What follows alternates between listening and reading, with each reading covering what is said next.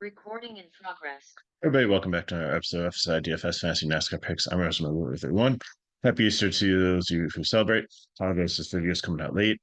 Rough week for me. My computer died, so I had to get a new laptop, which is great. But then you have to figure out and load all the programs, all the stuff back on it, and slow down and like research and stuff. And then baseball started. I work in retail. It's been busy with the Easter holiday, and also a part-time pastor. So I had three services this morning too. So doing this Easter Sunday after dinner, family's around, so you might hear some voice in the background, but hopefully we should be good.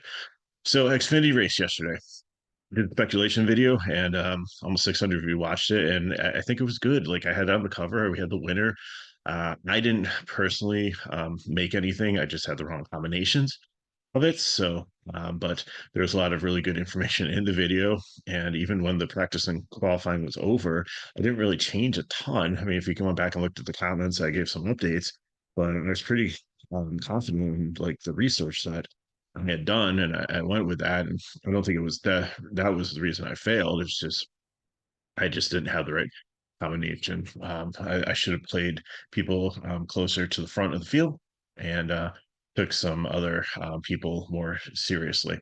So, but with this one, I don't have any practice or qualifying data up here just because they did in two groups and it was the track conditions made one group faster than the other. And then even with qualifying, some of the ones that went out early had really bad um, times just because the track was dirty. Josh Berry's one to come in mind. And then like the sun came out at some point and it really helped with some of the people might have inflated theirs. So what do we know about Richmond? It's kind of asinine too that they did the practice and qualifying like in daytime conditions because nobody really has an idea what the car is going to be like. It's going to start with some sun. It's going to progressively get darker and cooler. So the people that adjust to that the best, the veteran drivers, should be because the track's going to completely change in complexity. So if the people look good in practice and stuff, like we can take that with a grain of salt. Like some people like Alex Bowman like look phenomenal out there, and I think that's something that we can look at. But there's some other ones that might have been trying stuff. Some people maybe has set up for the night race and not the. So I just don't think we can dig too deeply into it. For that one, but it is tough to pass here. There is tire fall off, so that does help you pass later on in the race if you have fresher tires. We've seen people do some weird strategies where they've gone like two tires, and I think was it Truex and Hamlin that did that last year, that they stayed out or they only got two tires and then they restarted the race and they just got devoured by the field. I can't remember who it was, but it was something like that. The other thing too is there's a new package here, so we can't really completely look back at last year in traditional Richmond data because they did change the package. I think Phoenix is a great indicator, and that's why I have the Phoenix finishing position on here, and I have how many laps were led in Phoenix. It's just kind of another thing that we can go to. So sorry, I try not to ramble too much in the beginning of these videos, but I think that's very crucial information that you need to consider as you start to build your lineups. So let's see what we have. So Larson on the pole. I prime played chalk. I'm going to lock him in. He looked good. Uh, all the Hendrick cars looked good out there. And I think that if he's in clean air and he's out there, that especially he's got all these Chevys out there. I don't think anybody's gonna really challenge him for the lead. He should be able to get out there early and dominate, and probably will be the first dom. So I have him as prime in a chalk play, and I'm gonna put him in my lineup. Of course, it's always risky having the person start first if he crashes, like or if he like ends up having like an issue and he's going to lose a ton of place differential. But I'm willing to risk it even in cash because I think that he's got a car that's going to be very strong out there, and we've seen what he can do from pole uh, and some of these ones. And in Phoenix, he was 14th, didn't have a good day, but I think, towards the end, I saw some improvement. So I think that that's going to help. Chase Elliott, I think you can look at as an upside dominator. Maybe he gets by Larson early and gets out there and leads. Wouldn't completely shock me, but he's just been not uh, a great driver. So, uh, he's a good driver and everything. He's a great team. It's just like he just hasn't been like getting the results that we're used to. Like he's down in the 9K range, so I think he's a great GPP player, but I can't do it in cash. Ross Chastain, I think it could be another dominator here. He finished sixth in Phoenix. I think you can consider him more as a cash play. It seems like they had a really good setup there, and I think that he'll be good here starting third. Alex Bowman, like I said, he's always a vanilla play. He can usually finish well. I like it when he's got a little bit more place differential. Could he get out there and lead the race? Yes. Is that usually his style? No, he usually just ends up inheriting the lead. It's not usually by like passing cars and stuff like that. So I think he'll be highly owned after people looked at like the practice data and stuff. But I think overall he's going to be more of a GPP play than cash.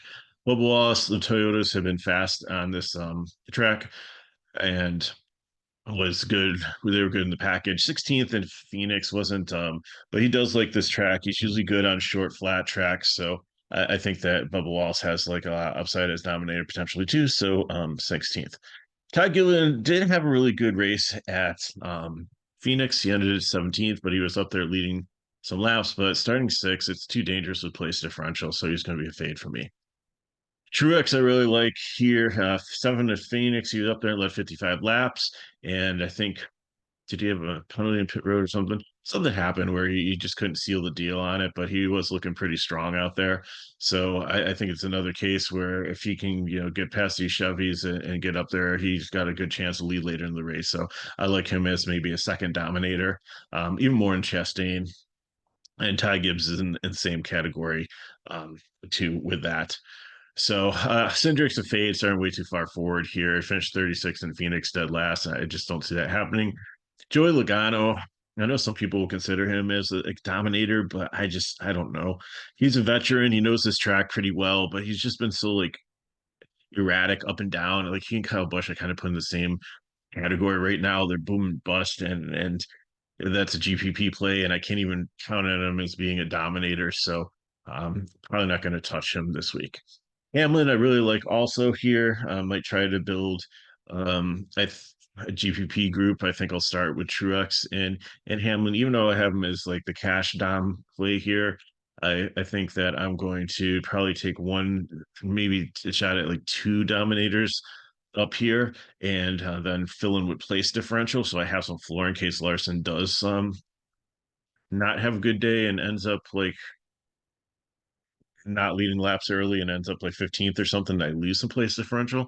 I want to try to make it up through the field. So I'll have like Hamlin, um, Gibbs or Truex with paired with them up there, but I think Truex and Hamlin are going to start my GPPs with. I also like Ty Gibbs. I think he's getting so close to win a race. I think I'm going to bet him every single week until he gets there. He's looked good. Third at Phoenix, led 57 laps, and there's no reason why he couldn't potentially get up here and let dominate and win this race. Austin Cindric is a fade. Oh, sorry, going backwards up here. So I was on Hamlin there. And the same thing. Hamlin, I feel the same with Truex Gibbs. These cars should do really well here. They should potentially get up there and lead some laps or share some lead laps. And through pit strategy and stuff, they usually work out pretty well. So I like those Toyotas as a group. Blaney, fifth, didn't lay any laps at Phoenix. GPP has the upside to potentially get up there and dominate.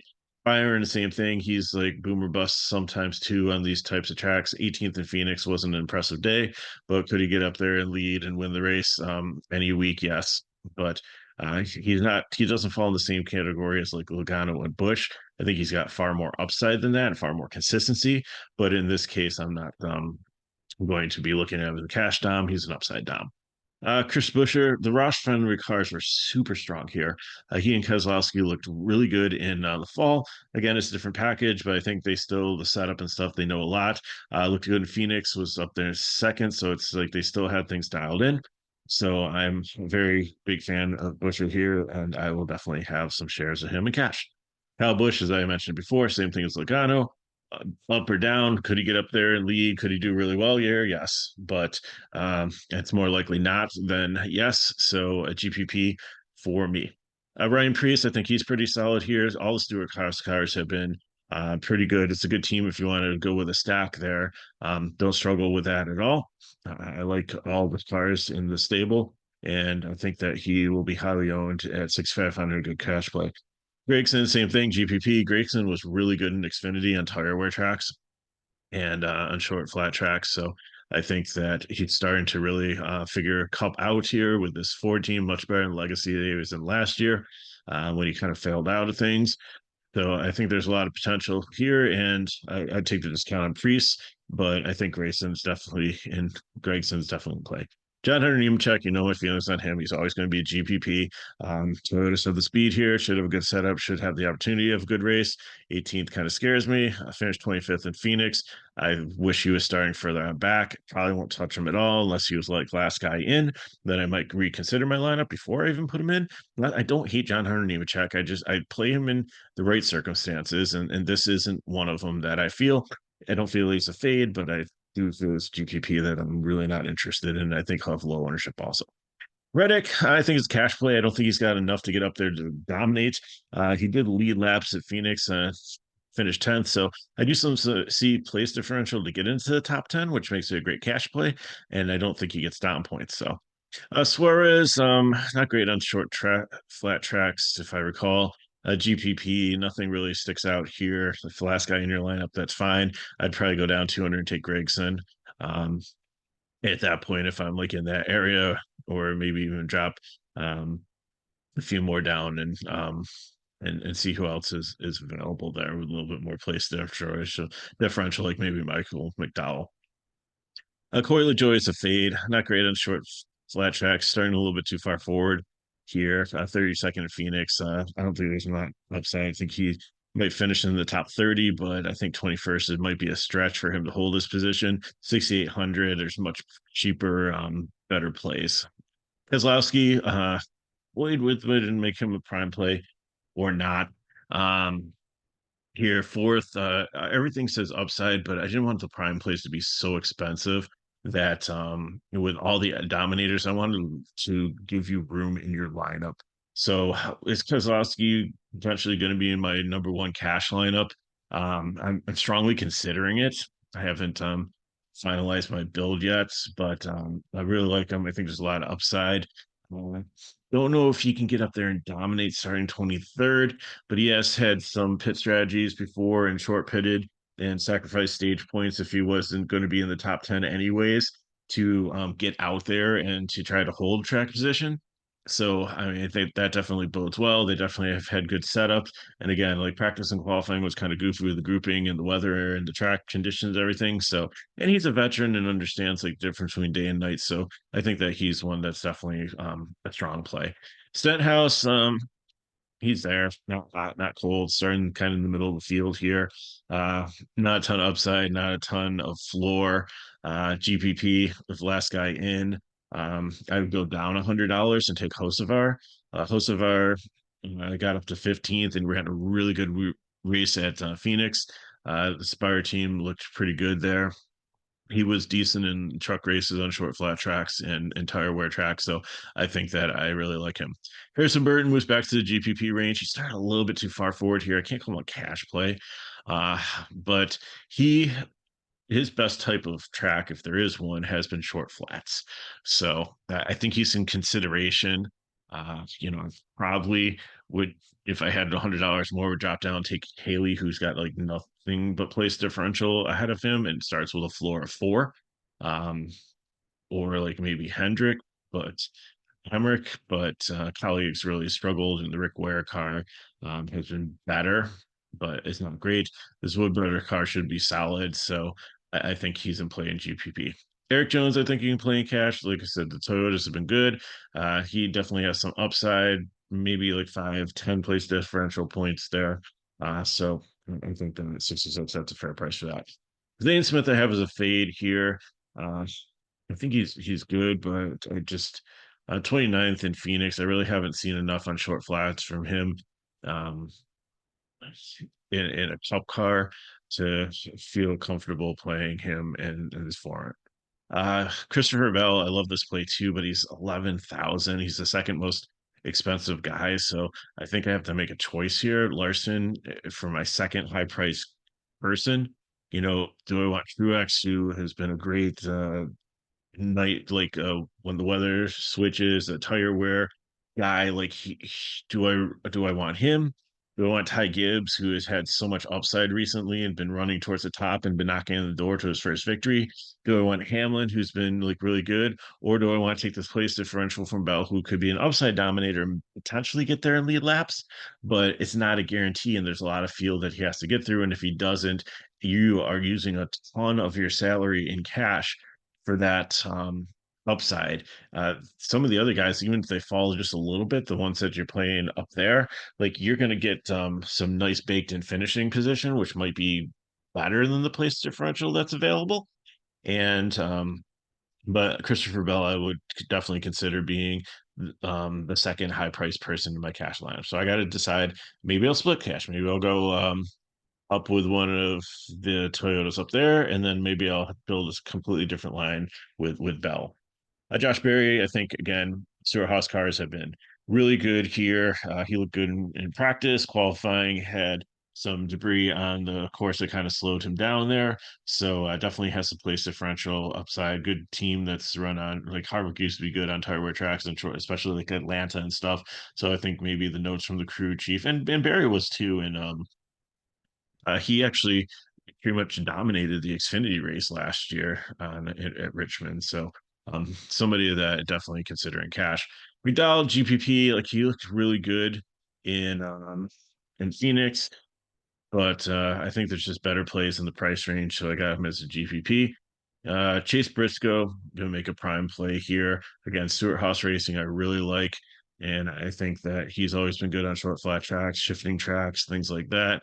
And definitely looked good in Phoenix. Was ninth, not a 32 second place car by any means. So he's going to be my third prime play. Ty Dillon, GPP colleague, has been terrible. Ty Dillon just actually gets back in the Cup Series, which he's got experience here, but just hasn't done anything with it. Hemrick, same thing. Colleague hasn't been great. If you need one of these two guys as a pawn, I'm fine with it. I take them over Kaz Grala, who doesn't really have a ton of Cup experience in this car. Does Xfinity, and it's a Rick Ware car. But Justin Haley, I think, can be cash on the bottom because he's 24th at Phoenix. Didn't look bad. Maybe 5 to 10 place differential points baked in there. Just through attrition, I think he can move up through the field. He's usually a pretty good driver at these tracks and usually keeps things pretty clean. He does run the risk being on a shorter track that the front of the field, Larson might catch him quickly, but I think he can move up fast enough to be able to stay off that and maybe get a couple wave rounds if there are some cautions to stay, and then get somewhere safely in the field where he doesn't consistently get lapped.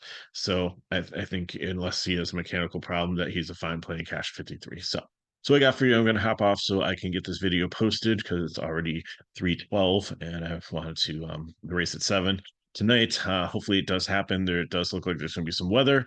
They can run if the track is damp, but they can't run the tire. They're not going to put the rain trackage and the lights and everything on this track. It was just wouldn't make sense. They wouldn't have enough grip on with the rain tires, just the way the track is paved and stuff. And the tire wear track, it would just shred them and it cause all kinds of like issues with traction and stuff. So probably if it does, it's horrible because like it was a beautiful day there, and the rain doesn't come until right around when the race starts.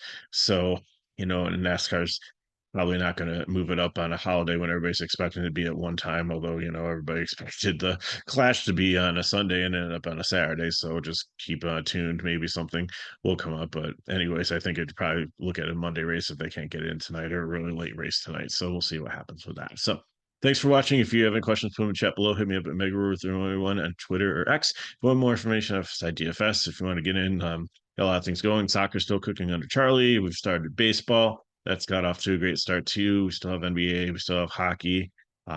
Still have PGA. So lots of cool things going on. Pricing is really cheap.